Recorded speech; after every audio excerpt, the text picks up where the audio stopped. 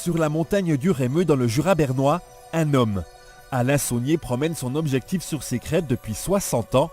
Ici, il est chez lui, mais bien des choses ont changé.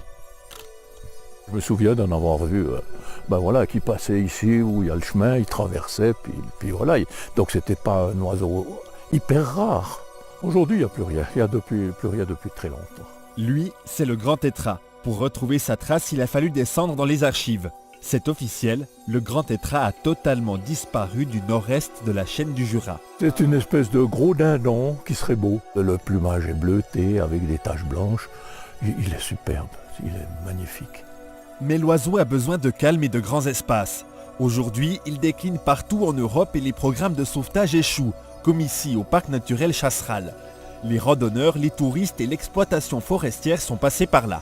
Le grand tétras était là auparavant, c'était un peu la grande espèce phare dont tout le monde parlait, mais c'était trop tard. Et puis finalement, on remarque que les efforts qui ont été mis en place, ils ont quand même profité à d'autres espèces. La gélinotte des bois, c'est maintenant un peu le représentant, si on veut, de toutes ces espèces-là.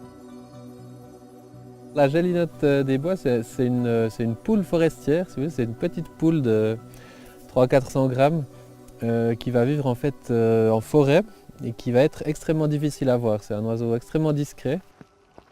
Si discret que ces précieuses images ont coûté des heures et des heures de patience à un photographe neuchâtelois. Ce matin-là, Anatole Gerber et son stagiaire sont aussi sur ses traces. Le parc naturel Chasseral établit un recensement en quête d'indices. Voilà ce qu'on cherche. Elle en fait une régulièrement, alors je ne sais plus exactement, je crois que c'est toutes les 20 minutes à peu près qu'elle fait une crotte. Grand tétras, gélinotte des bois, même combat.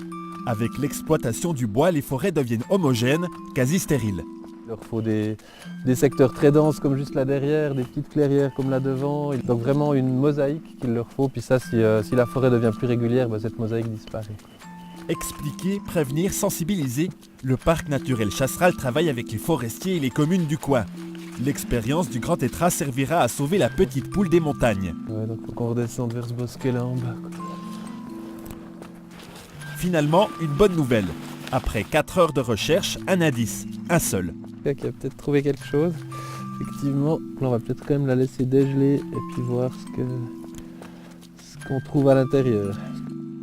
Une fientée c'est tout, pourtant des colonies de gélinottes des bois et même de grands tétras se portent bien dans le Jura neuchâtelois et vaudois, mais aussi dans les Alpes.